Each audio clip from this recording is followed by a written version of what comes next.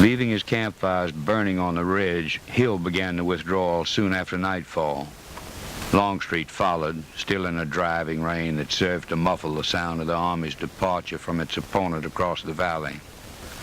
There were delays, however, and it was 2 o'clock in the morning before Ewell began his march. By now the roads were troughs of mud, which made for heavy going.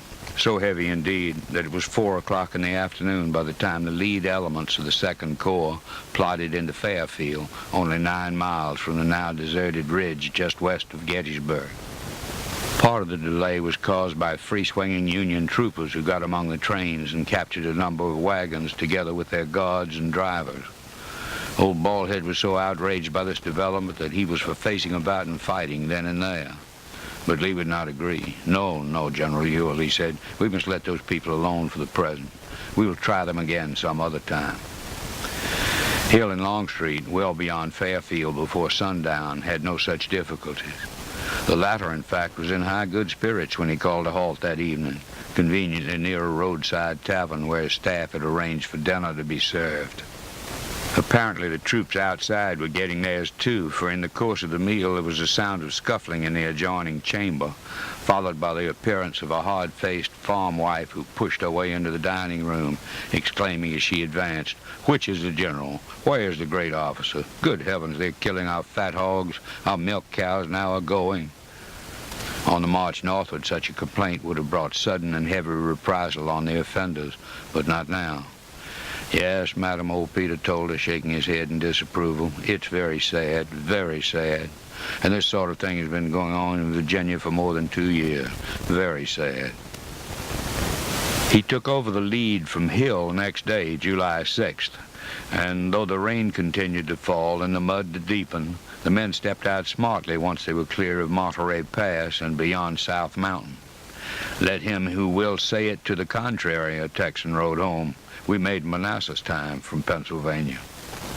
At 5 p.m., Longstreet entered Hagerstown, and Lee, who rode with him as usual, was relieved to learn that the train of wounded had passed through earlier that day and should have reached the Potomac by now, half a dozen miles away. Imboden had made good speed with his 17-mile-long column, though at the cost of much suffering by the wounded, whose piteous cries to be left by the road to die were ignored by the drivers in obedience to orders that there were to be no halts for any reason whatever, by day or night.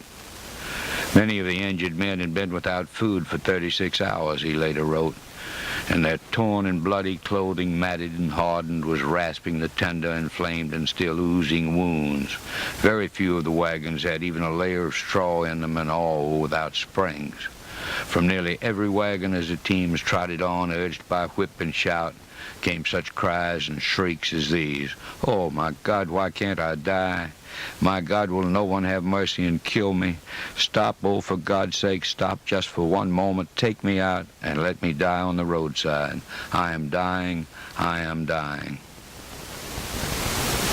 During this one night, the cavalryman added, I realized more of the horrors of war than I had in all the 2 preceding years.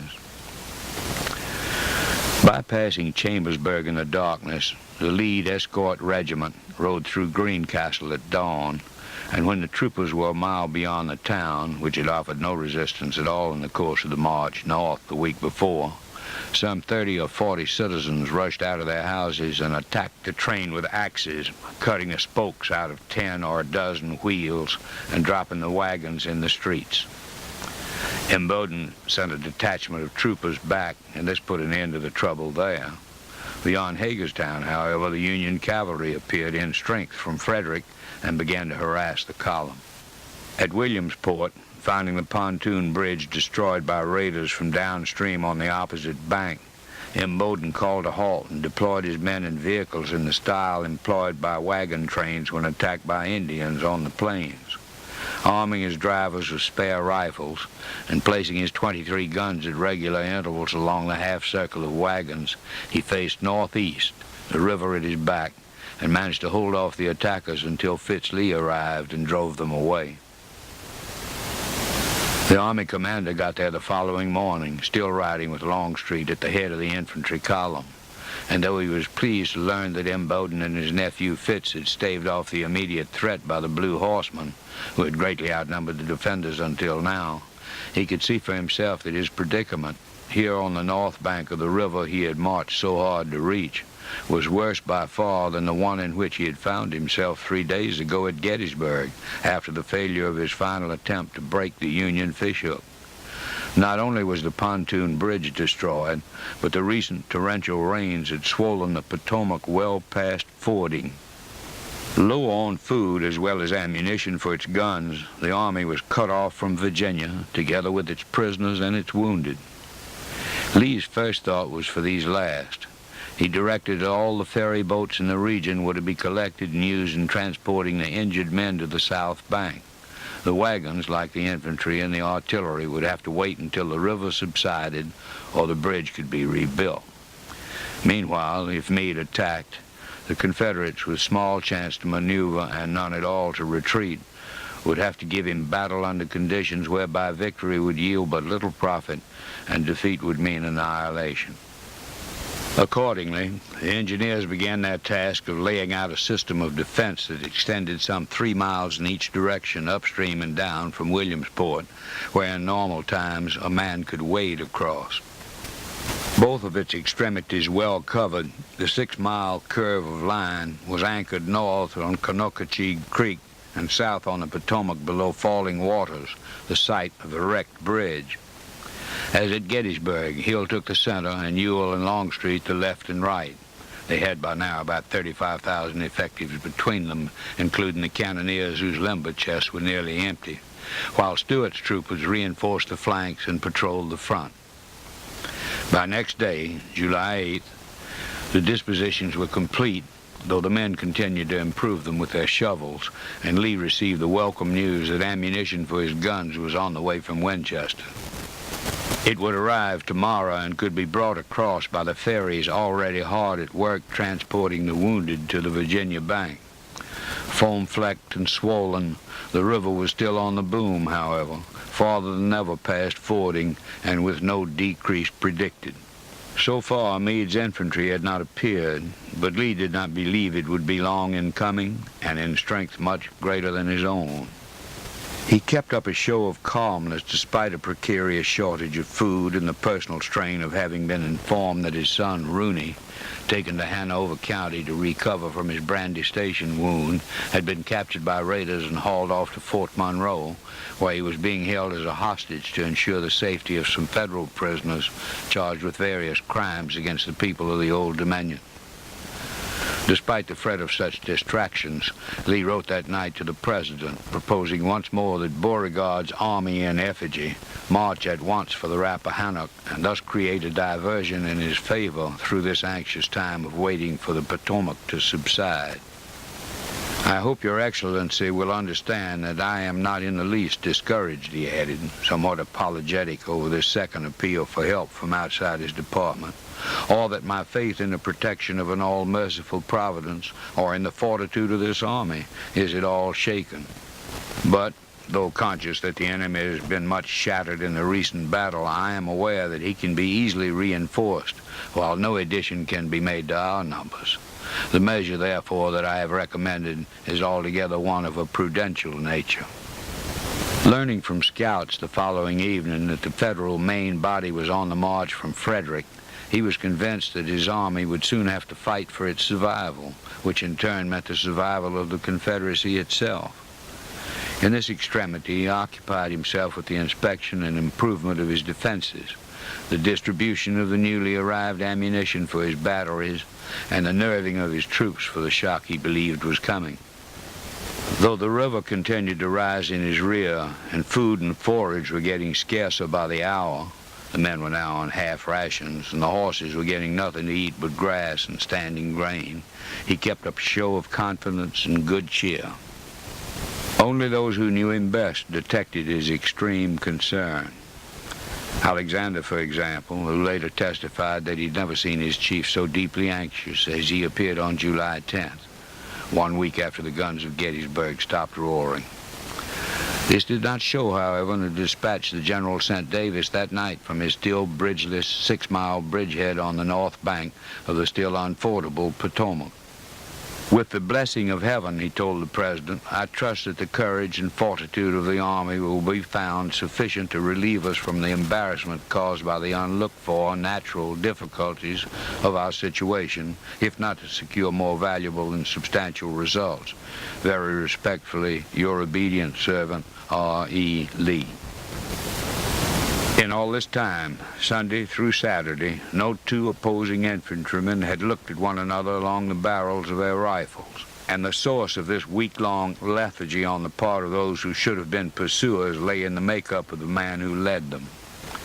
His caution, which had given the Blue Army its first undeniable large-scale victory to balance against the 5 major defeats it had suffered under as many different leaders in the past 2 years, was more enlarged than reduced by the discovery, on the morning of July 5th, that the Confederates were no longer in position on the ridge across the way.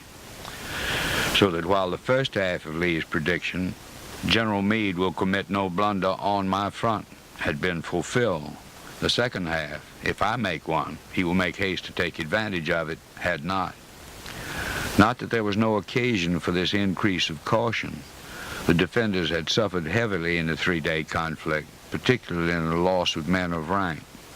Schimmelpfennig, who emerged from his woodshed hiding place when Gettysburg was reoccupied on the 4th, was meager compensation for the 16 brigade and division commanders killed or wounded in the battle, let alone for the 3 corps commanders who had fallen. Besides, avoidance of risk having gained him so much so far, Meade had no intention of abandoning that policy simply because the winds of chance appeared to have shifted in his favor for the moment. Whether they had in fact shifted, or had merely been made to seem to, was by no means certain. Lee was foxy, as Meade well knew from old acquaintance. He was known to be most dangerous when he appeared least so, particularly in retreat, as McClellan had discovered while pursuing him under similar circumstances back in September, after presuming to have taken his measure at South Mountain. Moreover, he was not above tampering with the weather vane, and there was evidence that such was the case at present.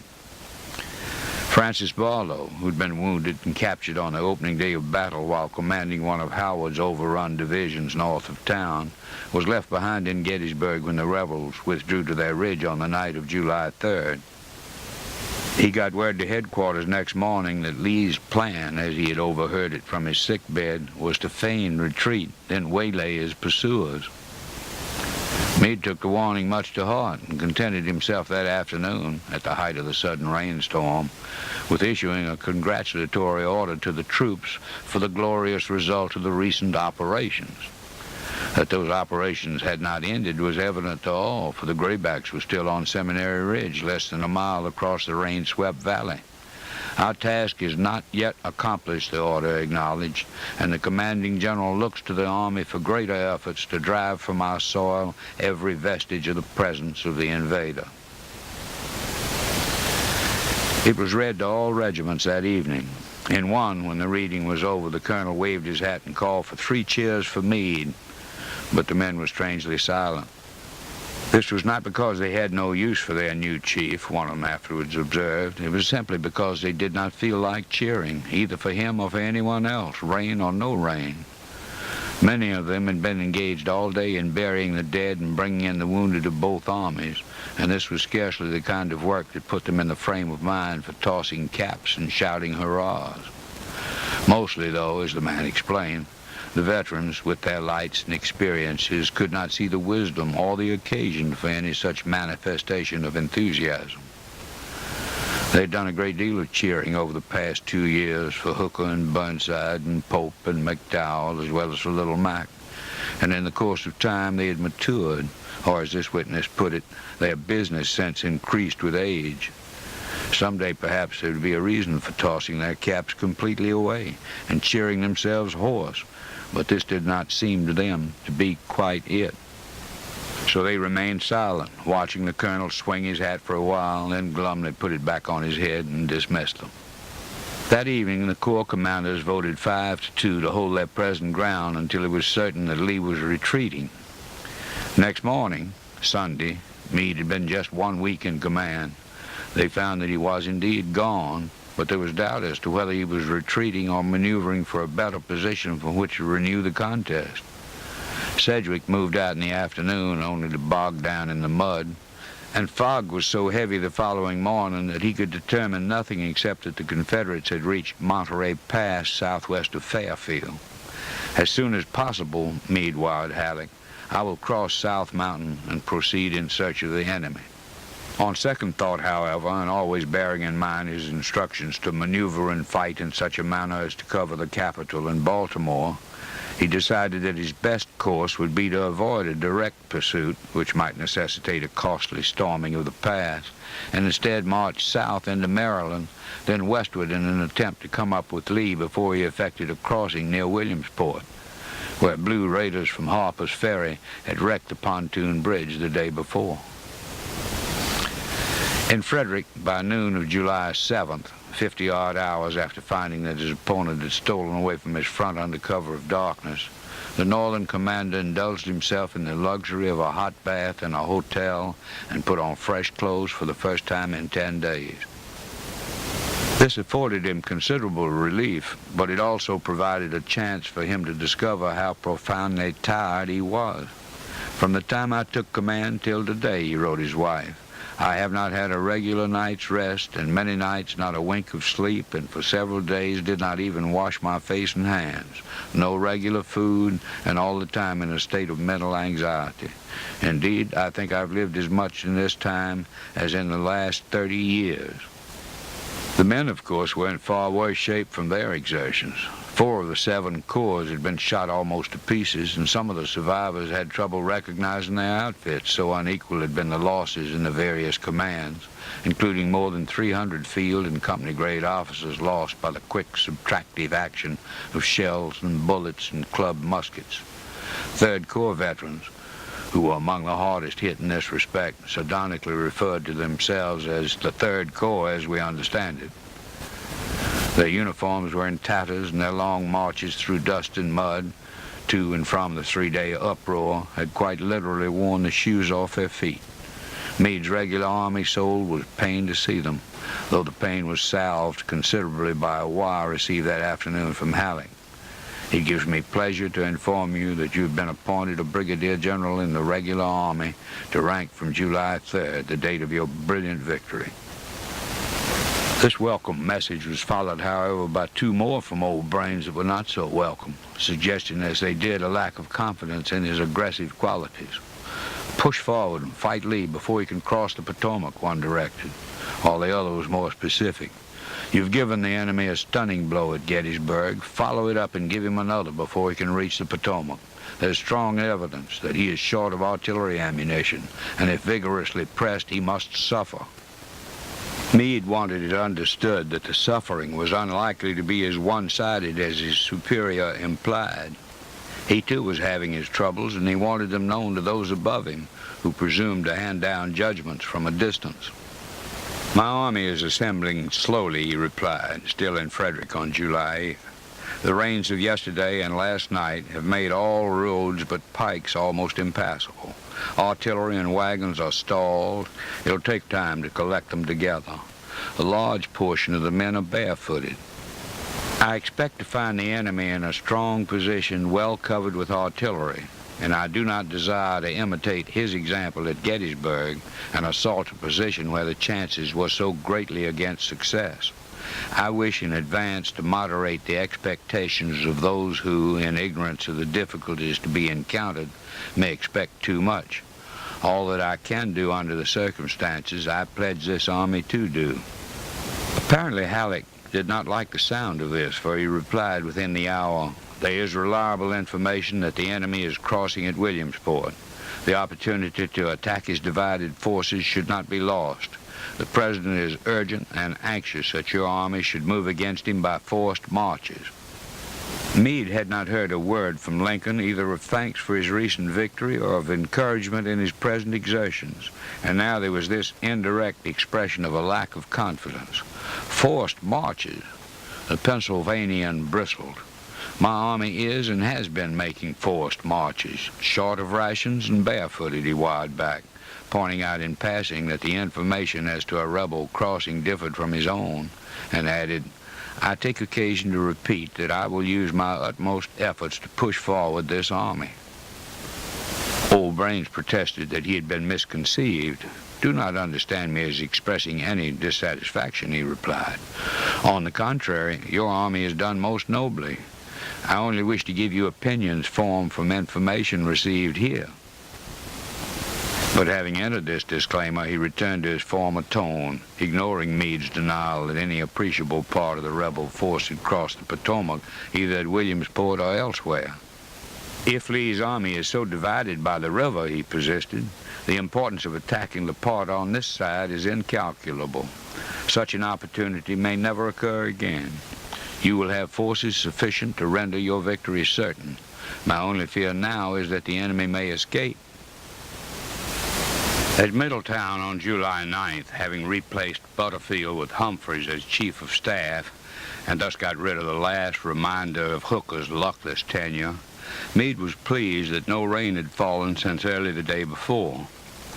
Though the Potomac remained some 5 feet above its normal level and therefore well past fording, the roads were drying fast and permitted better marching. Moreover, Halleck was keeping his word as to reinforcements. The Army had 85,000 men present for duty and 10,000 more on the way, which meant that its Gettysburg losses had been made good, although a number of short-term militia and grass-green conscripts were included.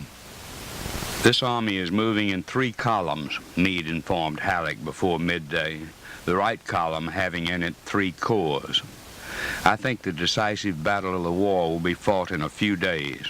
In view of the momentous consequences, I desire to adopt such measures as in my judgment will tend to ensure success, even though these may be deemed tardy."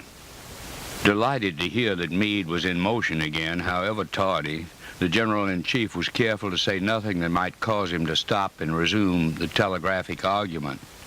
"Do not be influenced by any dispatch from here against your own judgment," he told him. "Regard them as suggestions only. Our information here is not always correct." In point of fact, now that the contact seemed imminent, it was Old Brains who was urging caution. More troops were on the way, he wired next day, and he advised waiting for them. "I think it will be best for you to postpone a general battle till you can concentrate all your forces and get up your reserves and reinforcements. Beware of partial combats. Bring up and hurl upon the enemy all your forces, good and bad." Meade agreed. He spent the next 2 days, which continued fair, examining the curved shield of Lee's defenses and jockeying for a position from which to hurl his army upon them. By early afternoon of July 12th, Sunday again, he now had been 2 full weeks in command, he was ready, though the skies again were threatening rain. Selected divisions from the 2nd, 5th, and 6th Corps confronted a rebel-held wheat field, pickets out, awaiting the signal to go forward, when a Pennsylvania chaplain rode up to the command post and protested the violation of the Sabbath. "Couldn't the battle be fought as well tomorrow?" he demanded. For once, Meade kept his temper, challenged thus by a home state man of the cloth, and explained somewhat elaborately that he was like a carpenter with a contract to construct a box, 4 sides and the bottom of which had been completed. Now the lid was ready to be put on. The chaplain was unimpressed. "As God's agent and disciple, I solemnly protest," he declared fervently. "I will show you that the Almighty will not permit you to desecrate His sacred day. Look at the heavens. See the threatening storm approaching." Whereupon there were sudden peals of thunder and zigzags of lightning, as in a passage from the Old Testament, and rain began to pour down on the wheat field, and the troops were about to move against it. Meade canceled the probing action, returned to his quarters, and got off a wire to Halleck. "It is my intention to attack them tomorrow," he wrote. But then, perhaps with the chaplain's demonstration in mind, he added, "unless something intervenes to prevent it." So he said, but the council of war he called that evening showed that his chief subordinates were opposed to launching any attack without a further examination of Lee's position. Only Wadsworth, commanding the First Corps in the absence of Newton, who was sick, agreed with Meade wholeheartedly in favoring an assault, although Howard, anxious as always to retrieve a damaged reputation, expressed a willingness to go along with the plan. Despite reports that the Potomac was falling rapidly after 4 days of fair weather, Meade deferred to the judgment of 5 of his 7 corps commanders, postponed the scheduled advance, and spent the next day conducting a further study of the rebel dispositions. Informing Halleck of the outcome of the council of war, he told him, "I shall continue these reconnaissances with the expectation of finding some weak point upon which, if I succeed, I shall hazard an attack." Old Brains was prompt to reply that he disapproved of such flinching now that the two armies were once more face to face. "You are strong enough to attack and defeat the enemy before he can effect a crossing," he wired. "Act upon your own judgment and make your generals execute your orders. Call no council of war. It is proverbial that councils of war never fight. Reinforcements are pushed on as rapidly as possible. Do not let the enemy escape."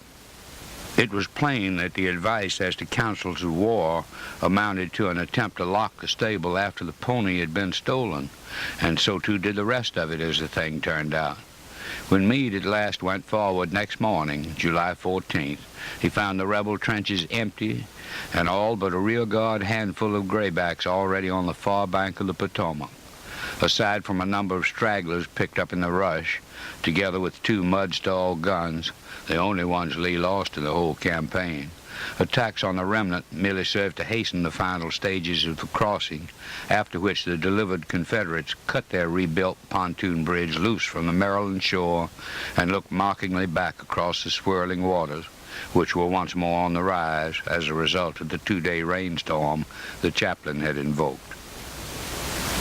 Meade was not greatly disappointed, or at any rate he did not seem so, in a dispatch informing Halleck of Lee's escape before it had even been completed. The closing sentence was downright bland. "Your instructions as to further movements in case the enemy are entirely across the river are desired." For Lee, threatened in front by twice his number and menaced within the perimeter by starvation, the past 3 days had been touch and go, all the time with the receding but still swollen Potomac mocking his efforts to escape. In the end, it was Jackson's old quartermaster, John Harmon, who managed the Army's extraction and landed it safe on the soil of Virginia, having improvised pontoons by tearing down abandoned houses for their timbers and floating the finished products down to falling waters, where they were linked and floored. A good bridge, Lee called the result, and though a more critical staff officer termed it a crazy affair, it served its purpose. Its planks overlaid with lopped branches to deaden the sound of wheels and boots, it not only permitted the secret withdrawal of the guns and wagons in the darkness, it also made possible the dry-shod crossing of the 2 corps under Longstreet and Hill, while Ewell managed to use the ford at Williamsport, his tallest men standing in midstream, armpit deep, to pass the shorter waders along. By dawn, the 2nd Corps was over, but the 1st and 3rd were still waiting for the trains to clear the bridge. At last they did, and Longstreet crossed without interference, followed by Hill's lead division, at which point guns began to roar. "There," Lee exclaimed, turning his head sharply in the direction of the sound. "I was expecting it, the beginning of the attack." He soon learned, however, that Heath, who had recovered from his head injury and returned to the command of his division, had faced his men about and was holding off the attackers while Hill's center division completed the crossing, whereupon Heath turned and followed, fighting as he went. It was smartly done. Despite an official boast by Kilpatrick that he captured a 1,500-man Confederate brigade, only about 300 stragglers failed to make it over the river before the bridge was cut loose from the northern bank, and the loss of the 2 stalled guns, while regrettable, was more than made up for by the 7 that had been taken in Pennsylvania and brought back. Another loss was more grievous. On Heath's return to duty, Johnston Pettigrew had resumed command of what was left of his brigade, which served this morning as rear guard. He had his men in line, awaiting his turn at the bridge, when suddenly they were charged by a group of about 40 Union cavalrymen, who were thought at first to be Confederates brandishing a captured flag, so foolhardy was their attack. Pettigrew, one of whose arms was still weak from his 7 Pines wound, while the other was in a sling because of the hand that had been hit at Gettysburg, was tossed from his startled horse. He picked himself up and calmly directed the firing at the blue troopers, who were dashing about and banging away with their carbines. Eventually, all of them were killed, which made it difficult to substantiate or disprove the claim that they were drunk. But meantime, one took a position on the flank and fired so effectively that the general himself drew his revolver and went after him in person. Determined to get so close he could not miss, Pettigrew was shot in the stomach before he came within easy pistol range. He made it over the bridge, refusing to be left behind as a prisoner, and lived for 3 days of intense suffering before he died at Bunker Hill, Virginia, the 10th general permanently lost to the Army in the course of the invasion. The whole South mourned him, especially his native North Carolina, and Lee referred to him in his report as an officer of great merit and promise. Saddened by this last-minute sacrifice of a gallant fighter, but grateful for its delivery from immediate peril, the Army continued its march that day and the next to Bunker Hill, 20 miles from the Potomac, and there it went into camp, as Lee reported, for rest and recruitment. The men are in good health and spirits, he informed Richmond, but want shoes and clothing badly. As soon as these necessary articles are obtained, we shall be prepared to resume operations. That he was still feeling aggressive, despite the setback he had suffered, was shown by his reaction on July 16th to information that the enemy was preparing to cross the river at Harper's Ferry. Should he follow us in this direction, Lee wrote Davis, I shall lead him up the valley and endeavor to attack him as far from his base as possible. Meade's exchanges with his government, following his laconic report of a rebel getaway, were of a different nature. Halleck was plainly miffed. I need hardly say to you, he wired, that the escape of Lee's army without another battle has created great dissatisfaction in the mind of the President, and it will require an active and energetic pursuit on your part to remove the impression that it has not been sufficiently active before. This was altogether more than Meade could take, particularly from Lincoln, who still had sent him no word of appreciation or encouragement by way of reward for the first great victory in the East, but only second-hand expressions of doubt and disappointment. The Pennsylvanian stood on his dignity and made the strongest protest within his means.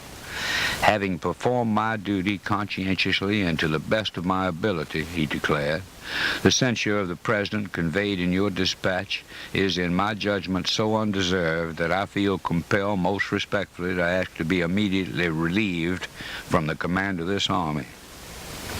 There Halleck had it, and Lincoln too. They could either refrain from such goadings or let the victorious general depart. Moreover, Meade strengthened his case with a follow-up wire sent half an hour later, in which he passed along Kilpatrick's exuberant, if erroneous, report of capturing a whole rebel brigade on the near bank of the Potomac. Old Brains promptly backtracked, as he always seemed to do when confronted with vigorous opposition from anyone, blue or gray, except Joe Hooker. My telegram, stating the disappointment of the President at the escape of Lee's army, was not intended as a censure, he replied, but as a stimulus to an active pursuit. It is not deemed a sufficient cause for your application to be relieved. In the end, Meade withdrew his resignation, or at any rate did not insist that it be accepted, and on July 17th, 18th, and 19th, the last date was a Sunday, he now had been 3 weeks in command, he crossed the Potomac at Harper's Ferry in Berlin, half a dozen miles downstream, complying with his instructions to conduct an active and energetic pursuit, although he was convinced that such a course was over-risky. The proper policy for the government would have been to be contented with driving Lee out of Maryland, he wrote his wife, and not to have advanced till this army was largely reinforced and reorganized and put on such a footing that its advance was sure to be successful. In point of fact, however, he had already been largely reinforced, His aggregate present on July 20th was 105,623 men, including some 13,500 troopers, while Lee on that same date, exclusive of about 9,000 cavalry, had a total of 50,178, or barely more than half as many infantry and cannoneers as were moving against him. Confronted with the danger of being cut off from Richmond, he abandoned his plan for drawing the enemy up the valley and instead moved eastward through Chester Gap. On July 21st, the second anniversary of 1st Manassas, whose twice-fought-over field lay only some 30 miles beyond the crest of the Blue Ridge, Federal lookouts reported dust clouds rising. The rebels were on the march. Lee reached Culpeper 2 days later, and Meade, conforming, shifted to Warrenton, from which point he sent a cavalry and infantry column across the Rappahannock on the last night of the month. Gray horsemen opposed the advance, but Lee, aware of the odds against him and unwilling to take the further risk of remaining within the V of the two rivers, decided to fall back beyond the Rapidan. This was accomplished by August 4th, ending the 60 days of marching and fighting which comprised the Gettysburg Campaign. Both armies were back at their approximate starting points, and Meade did not pursue. He had at last received from Washington the accolade that had been withheld so long, though the gesture still was not from Lincoln. "Take it all together," Halleck wrote, "your short campaign has proved your superior generalship, and you merit, as you will receive, the confidence of the government and the gratitude of your country." But Meade had already disclaimed such praise from other sources. "The papers are making a great deal too much fuss about me," he wrote home. "I claim no extraordinary merit for this last battle and would prefer waiting a little while to see what my career is to be before making any pretensions. I never claimed a victory," he explained, "though I stated that Lee was defeated in his efforts to destroy my army." Thin-skinned and testy as he was, he found it hard to abide the pricks he received from his superiors. He doubted, indeed, whether he was sufficiently phlegmatic for the leadership of an army which he now perceived was commanded from Washington, and he confided to his wife that he would esteem it the best of favors if Lincoln would replace him with someone else. Who that someone might be, he did not say, but he could scarcely have recommended any of his present subordinates, whose lack of energy he deplored. Most of all, he missed his fellow Pennsylvanians, the dead Reynolds and the convalescing Hancock. "Their places are not to be supplied," he said. With 10 of his best generals gone for good and 8 more out with wounds of various depth and gravity, Lee had even greater cause for sadness. Just now, though, his energies were mainly confined to refitting his army, preparing it for a continuation of the struggle he had sought to end with one hard blow, and incidentally in putting down a spirit of contention among his hot-tempered subordinates as to where the blame for the recent defeat should go. Few were as frank as Ewell, who presently told a friend that it took a dozen blunders to lose Gettysburg, and I committed a good many of them. Or as selfless as Longstreet, who wrote to a kinsman shortly after the battle, "As General Lee is our commander, he should have the support and influence we can give him. If the blame, if there is any, can be shifted from him to me, I shall help him in our cause by taking it. I desire, therefore, that all the responsibility that can be put upon me shall go there and shall remain there." Later, he would vigorously decline the very chance he said he hoped for, but that was in the after years, when there was no longer any question of sustaining either the Army commander or the cause.